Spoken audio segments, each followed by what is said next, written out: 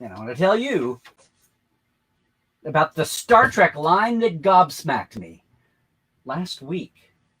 Yep. Today on Trekland, Tuesdays Live with me, Dr. Trek, Larry Nemecek.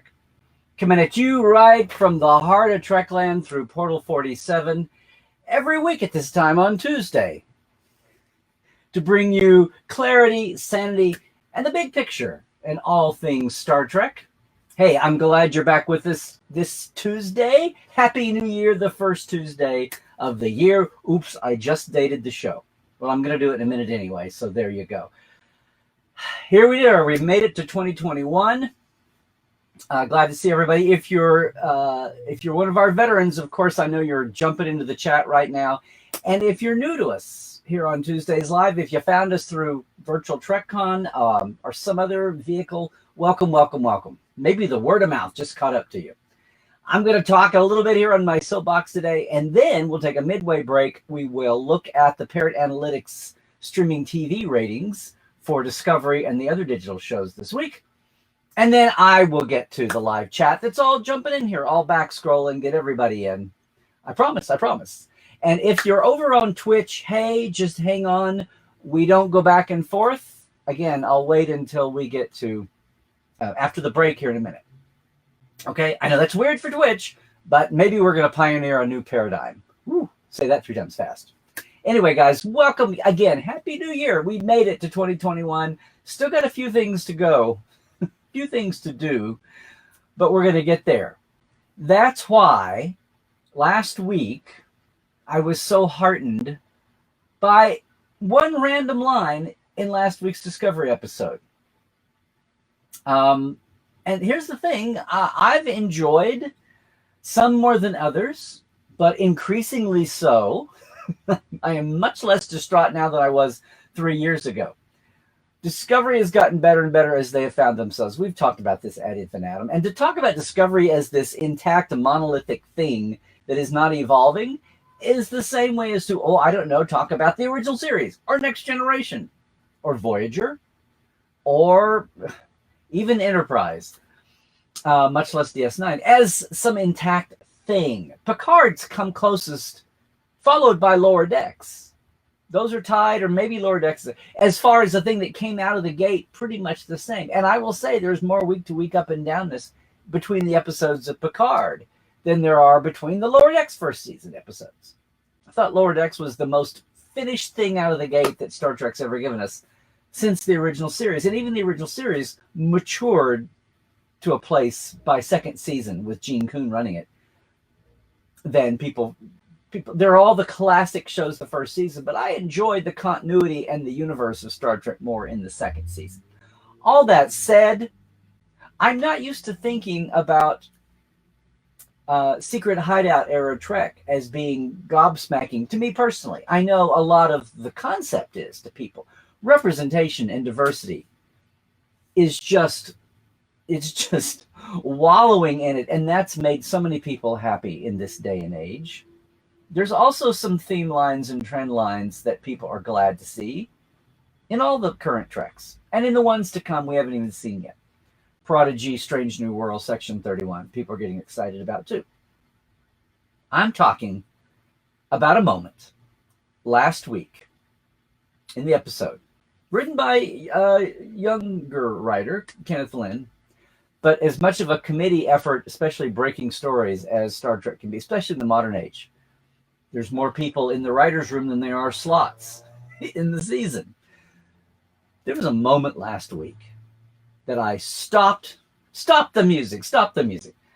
I stopped the show and rewound, which is not uncommon. I do that all the time, even on first views, so shoot me.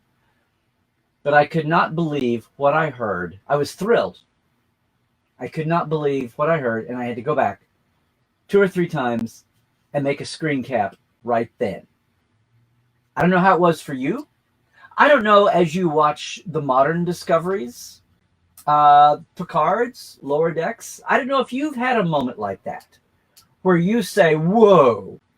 I know lots of fans have. I know lots of punditeers, YouTubers, podcasters. That's kind of their stuff. So, on one hand, big deal, Larry. But I'm talking about somebody who is not stopped in my tracks by a show that I totally count on to be a commentary on current events. Current events and memes and themes of our age, just as surely as Private Little War was all about Vietnam, or Distant Origin on Voyager was all about science versus religion and the hypocrisy of those in power trying to keep up the facade of a belief when they really almost didn't believe it themselves. Or, of course, past tense on DS9, talking about the Bell Riot's only now 3 years away, 3.5. No. Did this get to you?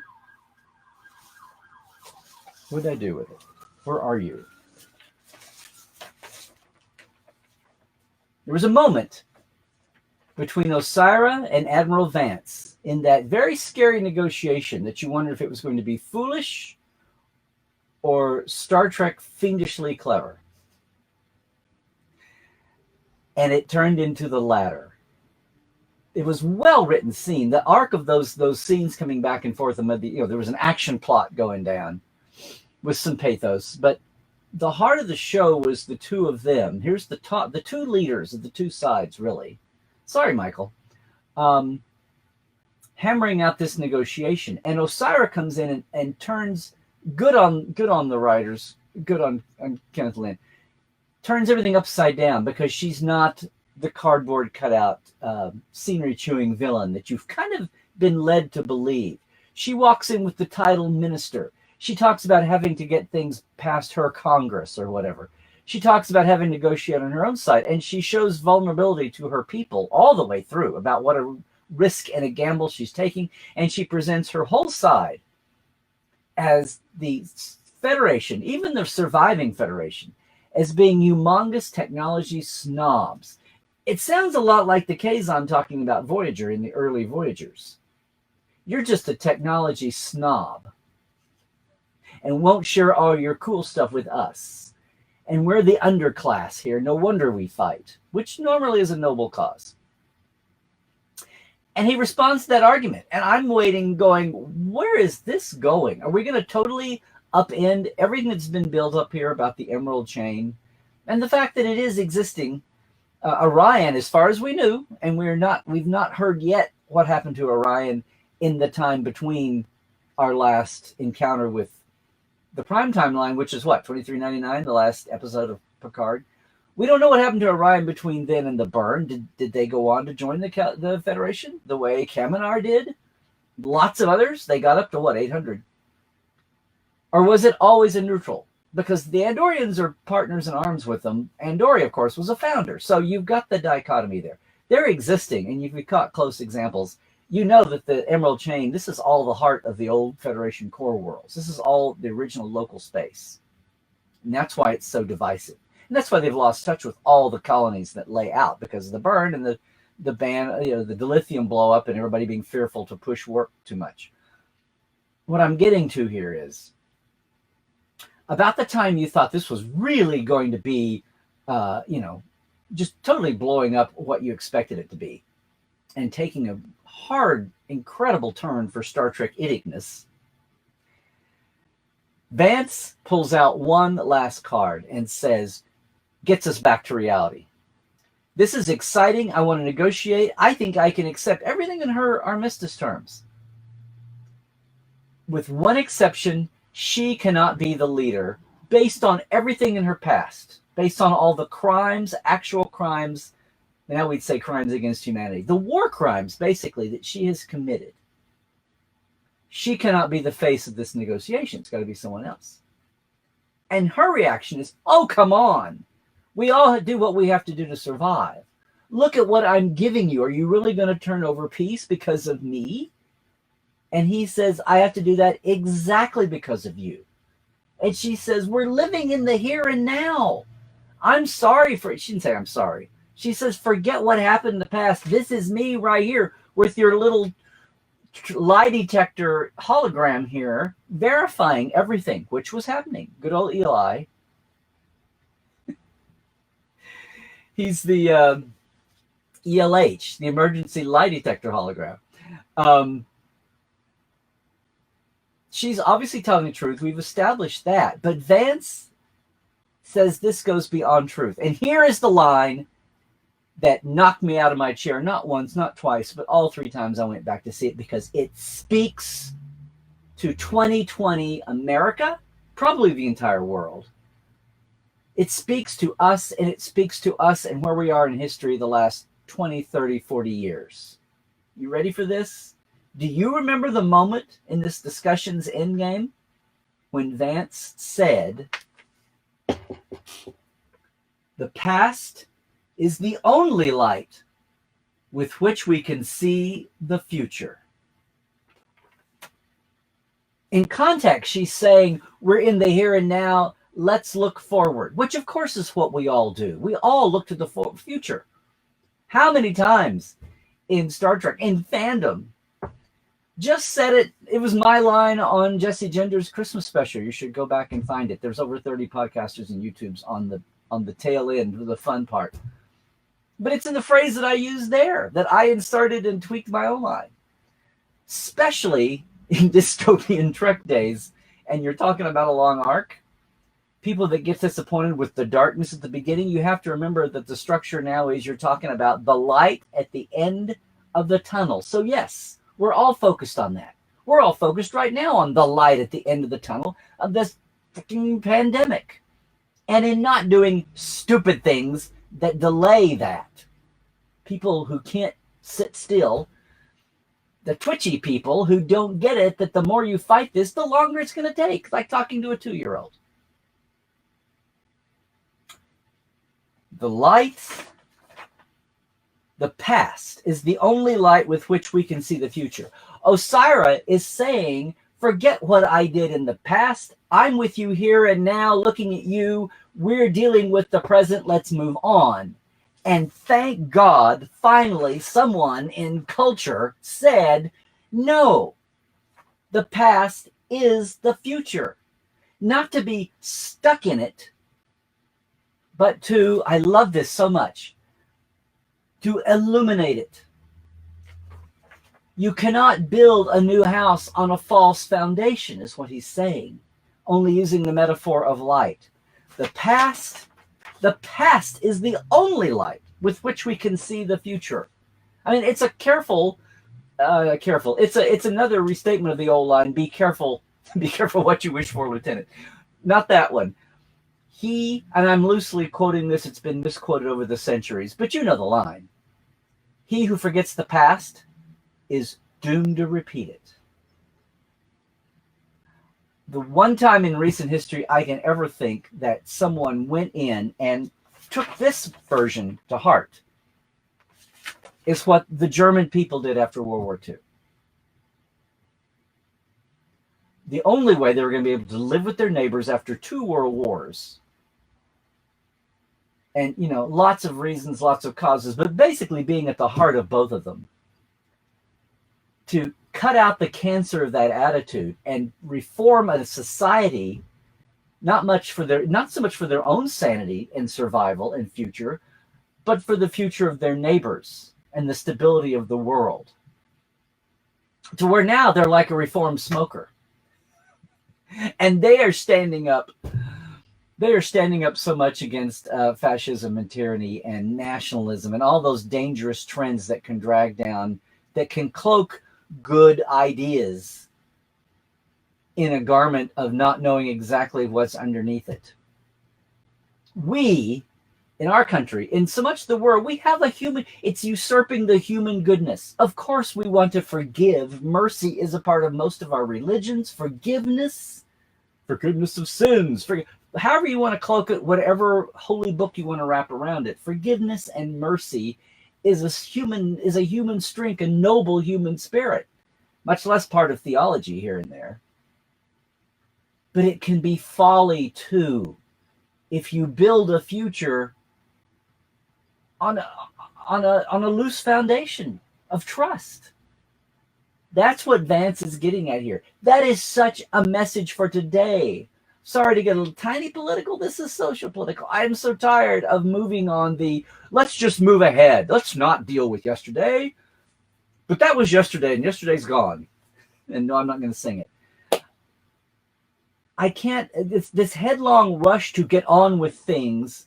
It's such a human tendency. It's such a noble human tendency until it gets you in trouble. And for once, Vance is not going to fall for it. He's going to move ahead in the future the smart way, the right way. He's not going to ignore the causes of the cancer that brought on the crisis in the first place. So whether you're talking about any political scandal, especially since the 70s, whether you're talking about financial crimes that people go unpunished for, whatever a wrong that was committed, that fulfilling the course of time to unearth that, expose that, and yes, punish those who deserve punishment. It's not just about those being punished. It's sending a message to everyone else that not only are we not letting people get away with this, but we're showing that we acknowledge it and that we don't want that to happen again. It's not just about not allowing it to happen in the past. It's about happening now and in the future. And the fact that we are all human, and how in the world can we possibly go boldly in the forward times if we're not absolutely sure that we're all in this together on the same page? The only way that we can see the future is with the light of the past. Otherwise, we're really flying blind, no matter how well we think our forward sensors are looking. Yeah, how many things catch up? Don't let it bite you on the rear. I just got to say, for our times we're living in now, politically, financially, both for those who would like to cover up, ignore, bypass, whistle in the dark about what's been done, and for those who sincerely think the path forward is to let bygones be bygones and rush headlong into the future. Letting bygones be bygones is a wonderful topic, as long as everything has been put out in the open. Thankfully, it's not just a line in a drama. I just, and this was written a year and a half ago. It was filmed a year ago. It's one of the amazing things about the entire Discovery arc is how much it speaks to us here in the pandemic and the lockdown and all the ripple effects that have come from that. I got to tell you, I don't know when the last time that happened to you. I remember, I'll say it. Voyager is not my favorite show just because I always saw it too close as the great series of lost potential, even though it had many, many fine parts. But I remember falling off my chair for Distant Origin. And how that spoke to, in the finest sense of Star Trek speaking to current themes. I remember Jerry Taylor saying this, that she thought it was the most Roddenberry-esque Voyager episode they had done to date, and I agreed with her. That's what I'm getting at here. In the grand tradition of Star Trek speaking to us about current events, about current themes, foibles, things that are going on in life, cultural, political, social issues, and there have been plenty of them. Right now, in this day, that's the line of the Kurtzman era for me. And maybe I'm overlooking a couple more, but I just went, wow, Discovery, wow. Can I just have this on a button and a bumper sticker and a t-shirt? Admiral Vance became my new hero, whatever. Kenneth Lim in the writer's room. Wow. And I hope there was as much intention and power behind that line as I'm putting on it. And even if there wasn't, I'm still putting it on there. Now, I don't know how you are about this season, if you're enjoying it. I'm sure a lot of you have had your moments that we're all different. Things come at us in different ways. We see the world differently. We see our Star Trek differently. I'm an oddball fan. I've tried to tell the world that from the beginning. I have my favorites that no one else cares about, but that's fine. I guess that's why I kind of like never noticed the gatekeeping, or always seemed like just normal human nature to me. But I'll sure speak up against it because we do all have our own niches on this fandom. Now, I'm going to get to the chat here. We're going to take a break here in a minute. We'll do the parrot ratings and we'll get back to the chat. So I hope I've stirred up something here. I don't know if that got by you. Heaven forbid I did a spoiler alert or I didn't do a spoiler alert. It's been nearly a week. We have the finale of Discovery coming up this week. And then we'll be into who knows how many weeks and months of not new Trek after being spoiled for 23 weeks. Almost half a year of straight episodes of Lower Decks and Discovery till we hit the great slowdown of the pandemic in production until we catch up again. Hopefully maybe Prodigy before a live action show again. And hopefully the delay here in LA, I don't see how Picard is going to start shooting first of next month. It's bad here, people. It's bad.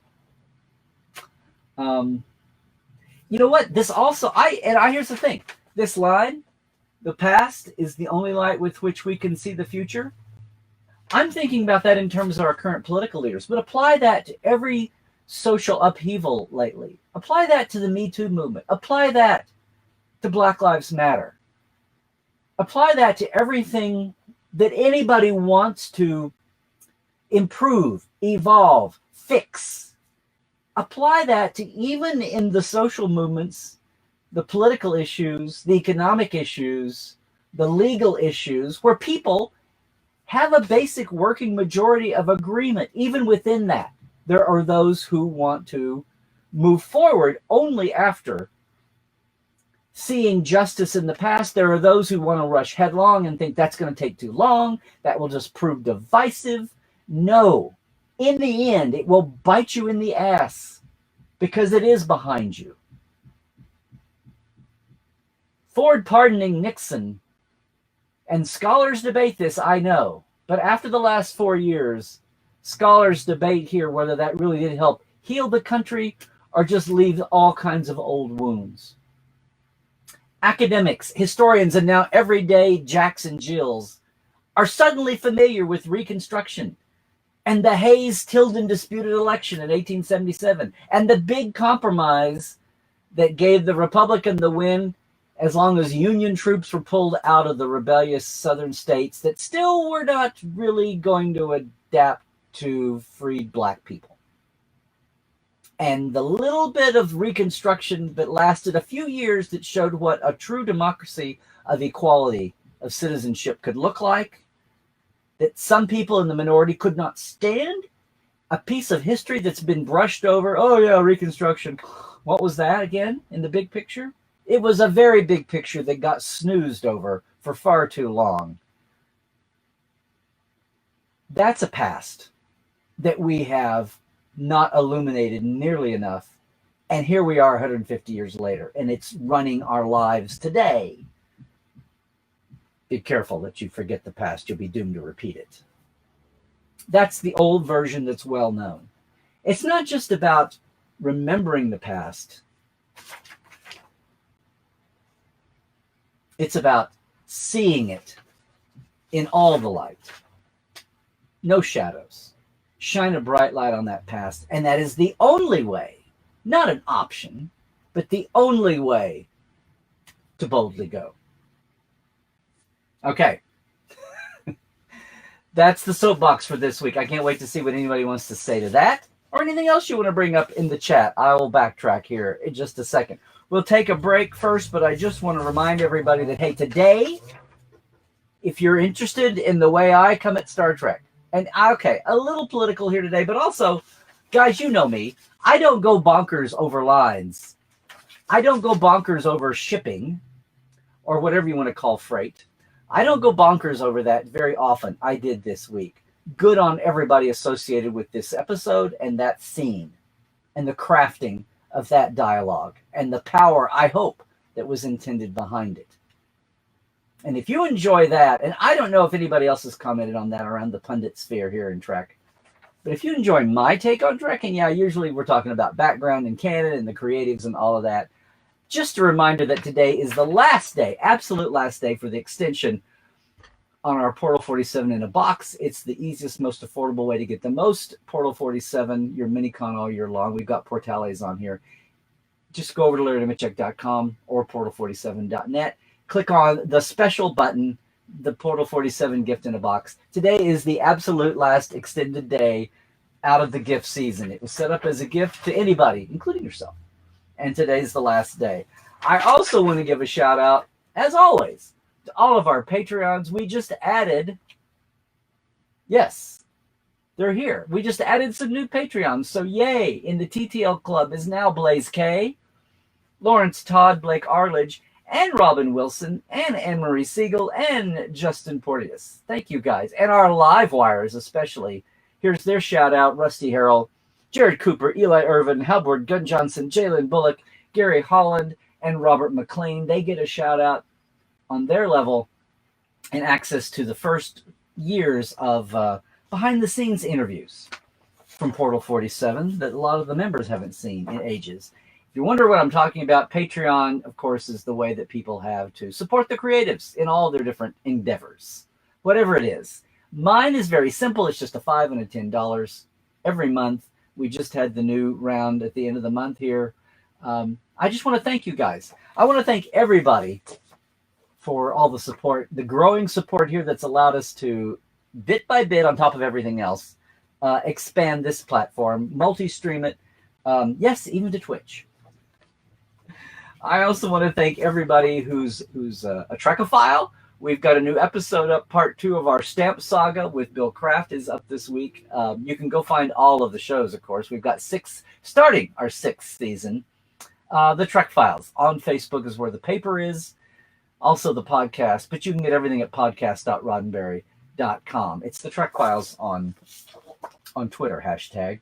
And, of course, every Saturday we're back now, Life Support Live with Dr. Ali, Dr. Trek, and Dr. Ali, one of us is a real doctor. There we are boldly going through uncertain times. It's a wonderful mashup of Star Trek and mental health issues, but it's easygoing. We have a lot of fun. We geek out on Trek. We have a theme every week. I'd love for you to join us. That's at 10 a.m. Pacific, 1 p.m. Eastern. You know the rest. 6 p.m. GMT, 7 Central Europe time. Love to see you there. A lot of you do come. A lot of you have found Tuesdays Live from Life Support Live and vice versa. Love to see you all there, and love to hear the comments on Facebook from our podcast folks at Trek on Tuesdays Live. Guys, I'm going to take the break here in a second, but just if you're leaving us here on YouTube right now, where you are on YouTube, that's my Twitter, at Larry Nemecek. If you're watching us on Facebook, that's my Instagram. Lovely to have you over there with us too. And of course, portal47.net. If you really want to get out of the Patreon thing and just come join the club, Portal 47 primary is there. Just if you do it today, and I urge you to. The special is the last day. It's $50 off for 6 months. You're basically paying for 4.5 months for 6. You get the box with the member pin and some swag. Actual, if it's virtual live in an actual box, which makes it cool for gift giving. But you know what? If Santa left you off his Trek list, it's time to splurge a little for you. We are going to see the light at the end of this tunnel, but we got to know what that light is before we can trust that light to move into the future. We got to have a reckoning without leaving things undone.